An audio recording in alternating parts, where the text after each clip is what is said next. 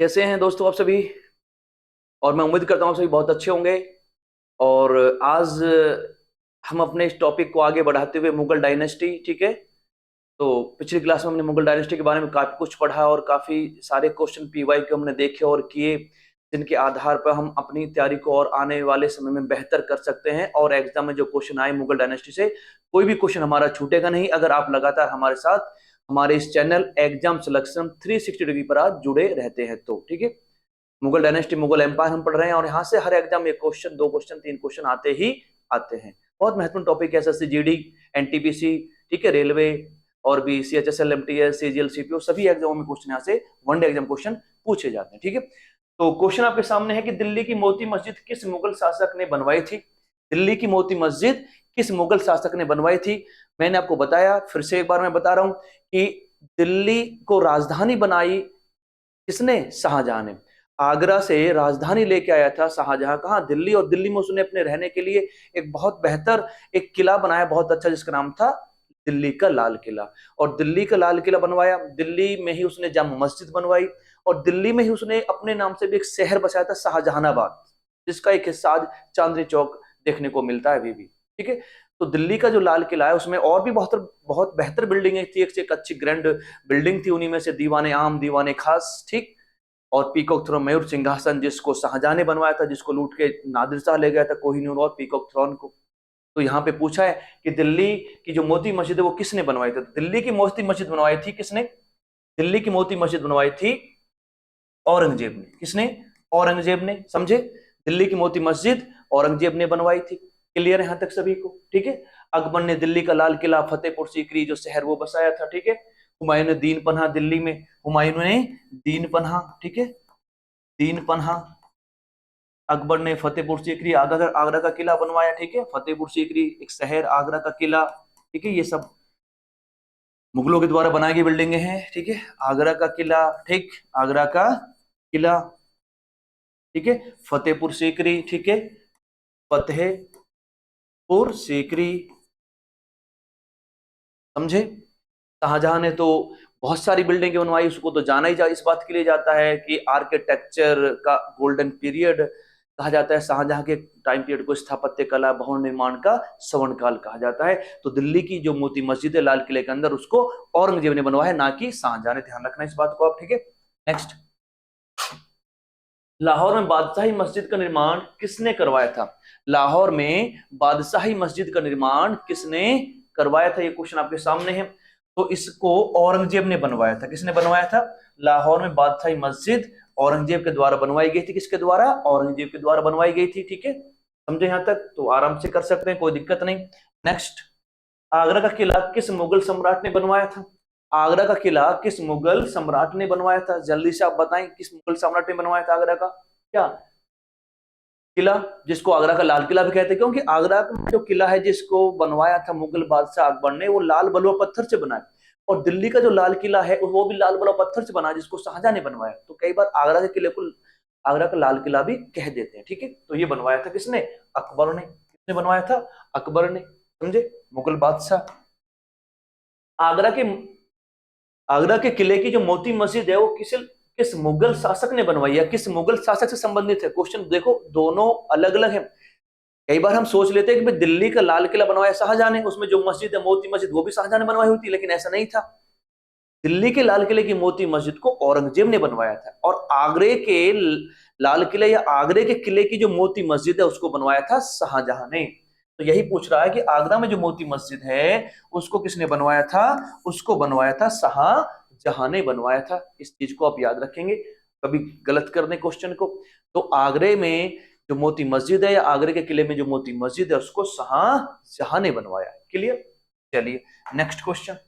निम्नलिखित में से कौन सा मुगल शासकों का गलत अनुक्रम है? मुगल शासकों का ऑर्डर पूछा गया है, आपको बताना है इनमें से कौन सा क्रम सही है। ठीक है, which of the following is and the incorrect sequence of the Mughal rulers. ठीक है, कौन आया ये आपको बताना है इसमें। ठीक है, समझे, इनका क्रम पूछा है आपसे, इनका आपसे क्रम पूछा है, आसानी से आप आसानी से बता दोगे। तो बाबर, हुमायूं, अकबर, जहांगीर, शाहजहां और कौन? औरंगजेब। ठीक है, समझे। तो सबसे पहले कौन? बाबर। बाबर के बाद हुमायूं, हुमायूं के बाद अकबर, अकबर के बाद कौन आया? अकबर के बाद जहांगीर, जहांगीर के बाद शाहजहां, और शाहजहां के बाद औरंगजेब आया। ठीक है, ये इनका क्रम है, आसानी से आप बता दोगे। और अंतिम जो मुगल बादशाह था उसका नाम था बहादुर शाह जफर या बहादुर शाह सेकंड। ये भी क्वेश्चन पूछा जाता है। ठीक है, अंतिम मुगल बादशाह कौन था? अंतिम मुगल बादशाह कौन था? तो वो था बहादुर शाह जफर या बहादुर शाह सेकंड। ठीक है, बहादुर शाह जफर या बहादुर शाह सेकंड भी कहा जाता है। ठीक है, समझे यहां तक? तो याद रखना, इसको क्वेश्चन पूछा जाता है एग्जाम में। ठीक है, अंतिम मुगल बादशाह को अंग्रेजों ने देश निकाला दे दिया और म्यांमार, रंगून भेज दिया, और वहीं पर उसकी डेथ हुई थी। अंतिम मुगल बादशाह जिसने 1857 की क्रांति में, ठीक है, अंग्रेजों के खिलाफ लड़ाई लड़ी थी, बहादुर शाह जफर या बहादुर शाह सेकंड, अंतिम मुगल बादशाह। ठीक, नेक्स्ट क्वेश्चन आपके सामने। ठीक है, अकबरनामा किसने लिखा? ये पुस्तक अकबरनामा किसने लिखी है, जिसको आईने अकबरी भी कहा जाता है, जिसको आईने अकबरी भी कहा जाता है। ठीक है, आईने अकबरी भी कहते हैं। तो ये किसने लिखी है? आईने अकबरी या अकबरनामा पुस्तक किसने लिखी है? तो इसको लिखा है अबुल फजल ने। किसने? ये मुगल काल का इतिहास जानने का एक बहुत प्रमाणिक स्रोत है, या अकबर के शासनकाल को जानने का काफी प्रमाणिक एक स्रोत है, जिसका नाम अकबरनामा या आईने अकबरी फारसी भाषा में अबुल फजल ने लिखी है। किसने लिखी है? अबुल फजल ने, फारसी भाषा में। ठीक है, समझे यहां तक? अबुल फजल। ठीक है, आईने अकबरी लिखी है, जिसको अकबरनामा, अकबर के जमाने का इतिहास। ठीक, नेक्स्ट क्वेश्चन, अकबरनामा अबुल फजल द्वारा, ठीक है, कितने खंडों में रचित अकबर के शासनकाल का इतिहास है? 5, 2, 3, 4। अकबरनामा, या जिसको हम आईने अकबरी भी कहते हैं। ठीक है, आईने अकबरी भी कह देते हैं, समझे? और किसने लिखा है इसको? फारसी भाषा में लिखा गया। किसके द्वारा? अबुल फजल के द्वारा। किसके द्वारा? अबुल फजल के द्वारा। तो ये 3 जिल्द में है, 3 भागों में है। ठीक है, कितने में है? 3 भागों में या 3 जिल्द में है। ये क्लियर यहां तक? 3 भागों में या 3 जिल्द में है, समझे यहां तक? अबुल फजल ने लिखी है। ठीक, अबुल फजल जो था अकबर का नवरत्नों में से एक था, अबुल फजल।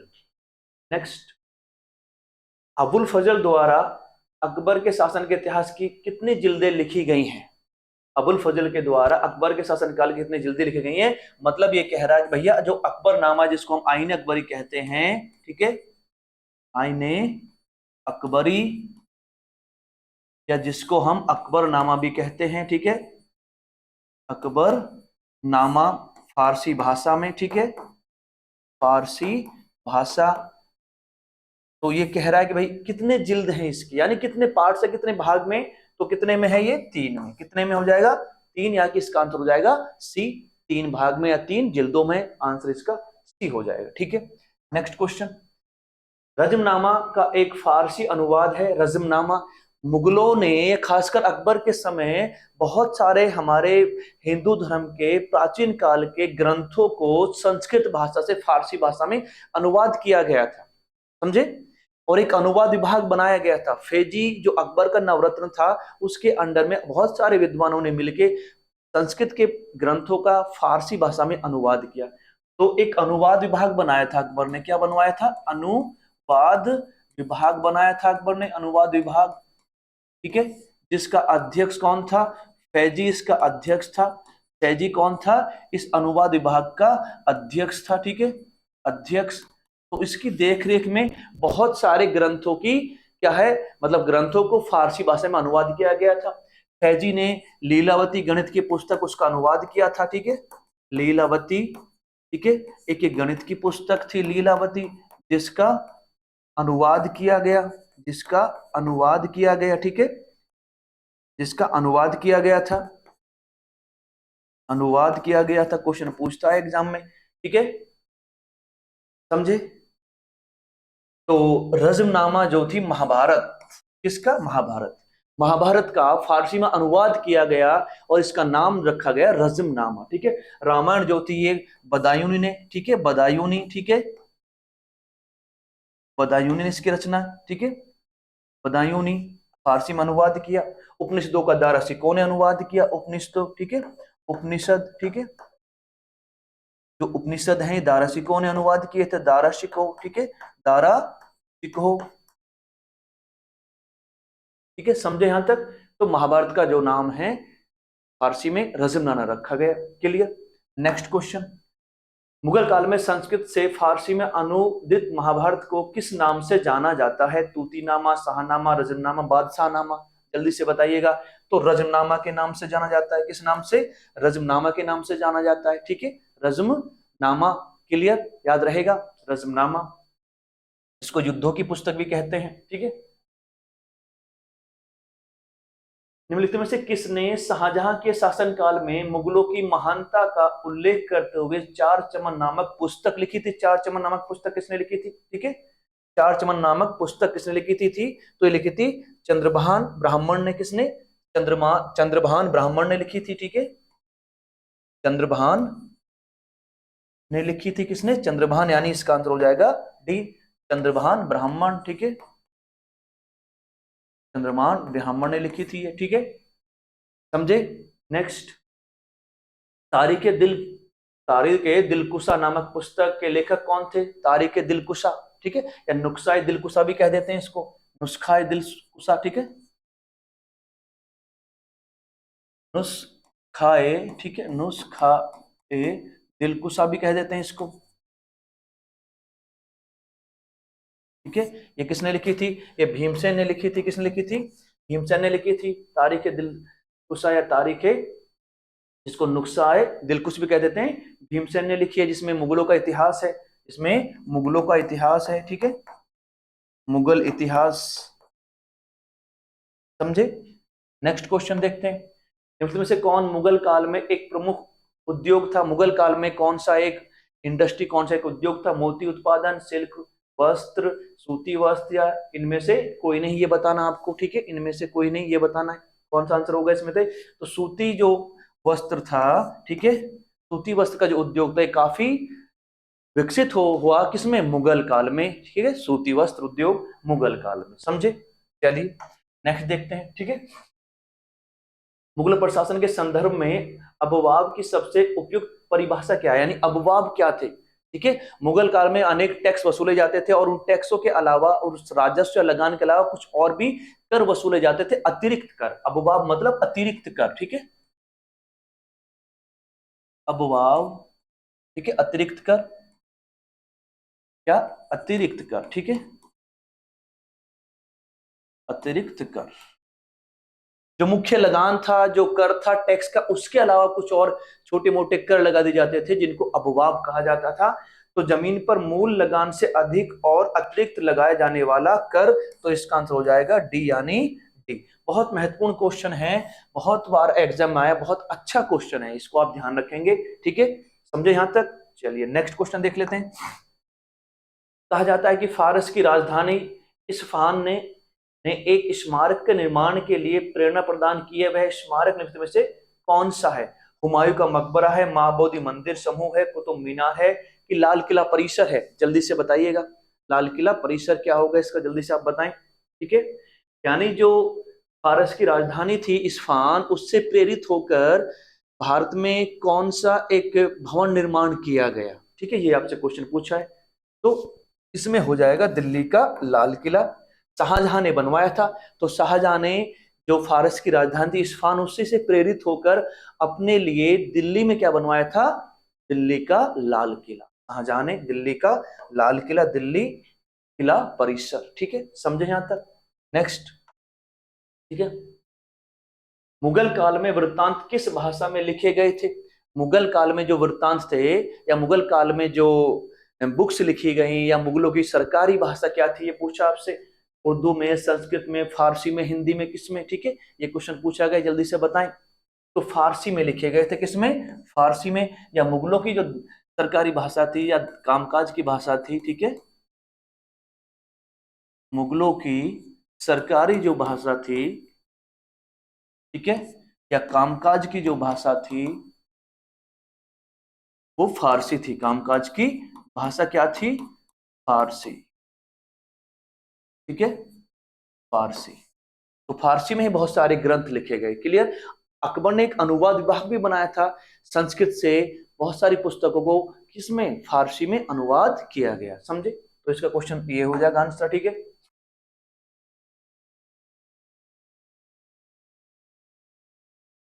इसके वास्तुकार का राजा कहा जाता है क्योंकि इसने शासनकाल के दौरान दुनिया ने मुगल साम्राज्य की कला और संस्कृति का एक अनूठा विकास देखा, ठीक है। वास्तुकार राजा किसको कहा जाता है, यानी किस मुगल राजा के समय बहुत ज्यादा भवन निर्माण में कार्य हुआ, और भवन निर्माण का क्या कहा जाता है, सवनकाल कहा जाता है। ये क्वेश्चन आपसे पूछा गया है, वास्तुकार राजा सवनकाल, तो कौन हो जाएगा, वो हो जाएगा शाहजहां। कौन हो जाएगा, शाहजहां। शाहजहां के समय को इसका आर्किटेक्चर का, भवन निर्माण का क्या कहा जाता है, सवनकाल कहा जाता है, इसलिए उसको वास्तुकार राजा भी कहा जाता है। तो किसको, शाहजहां को, जिन्हें एक से बेहतर बिल्डिंग है। और मुगल वास्तुकला का जो एक सबसे बेहतर नमूना देखने को मिलता है ताजमहल, जो दुनिया में फेमस है अपने इसके लिए, बनाने या अपनी विशेषताओं के लिए, ठीक है, वास्तुकार के लिए, समझे। तो वास्तुकार राजा कौन, शाहजहां। कौन, शाहजहां। क्लियर, समझे यहां तक, ठीक है। सिकंदरा में किसको दफनाया गया, ये पूछा है। सिकंदरा में किसको दफनाया गया, सिकंदरा यानी अकबर, औरंगजेब, जहांगीर, शाहजहां, सिकंदरा में किसको दफनाया गया है, तो सिकंदरा आगरा में दफनाया गया है अकबर को, ठीक है। अकबर, समझे, अकबर, ठीक। अकबर जो था 1600, सॉरी, अकबर जो था 1556 से लेके 1605 तक रहा राजा। और जब इसकी 1605 में मृत्यु हो गई तो सिकंदरा आगरा में इसको दफनाया गया। सिकंदरा आगरा, ठीक है, यूपी में, सिकंदरा आगरा यूपी में अकबर को दफनाया गया। क्लियर, यहां तक सभी को समझ में आ रही चीजें। तो इसका आंसर हो जाएगा बच्चे ए, ठीक है। क्या हो जाएगा इसका आंसर, इसका आंसर हो जाएगा ए।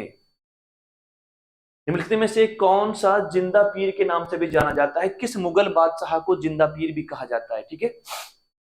अच्छा क्वेश्चन है और कई बार आ चुका है एग्जाम में। किस मुगल बादशाह को जिंदा पीर भी कहा जाता है, वो कौन सा मुगल बादशाह जिसको जिंदा पीर कहा जाता है, अकबर, जहांगीर, शाहजहां, औरंगजेब। तो औरंगजेब को जिंदा पीर कहा जाता है, किसको, औरंगजेब को। क्योंकि औरंगजेब जो था इस्लाम के अनुसार, कुरान के अनुसार शासन करना चाहता था, इस वजह से उसको जिंदा पीर भी कहा जाता है, किसको, औरंगजेब को। क्लियर यहां तक। तो जिंदा पीर किसको, औरंगजेब को कहते हैं जिंदा पीर। जिंदा पीर औरंगजेब को कहा जाता है, औरंगजेब, ठीक है, जो इस्लाम के नियमों के अनुसार, यानी कुरान के अनुसार शासन करना चाहता था, ठीक है, समझे। उसने बहुत सारी जो परंपराएं, रीति रिवाजें बंद, घरों का दर्शन, तुलादान, इतिहास लेखन, संगीत, इन सबको बैन करा दिया, ठीक है। सिक्कों पे कलमा लिखना बंद करवा दिया उसने, ठीक है। जो परंपराएं किसके खिलाफ थी, कुरान के खिलाफ थी, इस्लाम के नियमों के खिलाफ थे, उन सबको उसने बैन करा दिया, बंद करा दिया। और कहता है कि मैं इस्लाम के अनुसार ही शासन करूंगा, इस वजह से क्या बोला जाता है, जिंदा पीर कहा जाता है, ठीक है। जिंदा पीर यानी औरंगजेब, जिंदा पीर यानी औरंगजेब। पुरंदर की संधि किसके बीच हुई थी, आप आसानी बता सकते हैं, ठीक है। मुगल और मराठों के बीच हुई थी, शिवाजी, ठीक है। 1665 में पुरंदर की संधि होती है, ठीक है। पुरंदर की संधि, समझे, शिवाजी और कौन, औरंगजेब का सेनापति जयसिंह, ठीक है, जयसिंह के बीच में, समझे यहां तक। क्लियर है। तो इसका आंसर हो जाएगा ए। क्या आंसर हो जाएगा इसका, इसका आंसर हो जाएगा ए, ठीक है। तो ये टॉपिक आपका हो चुका है यहां तक, ठीक है। तो मिलते हैं फिर अगली क्लास में, तब तक के लिए थैंक यू सो मच। आप जुड़े रहें, अपनी तैयारी को बेहतर करते रहें, ठीक है। अपना ध्यान रखें। चलिए, धन्यवाद सभी को, नमस्कार।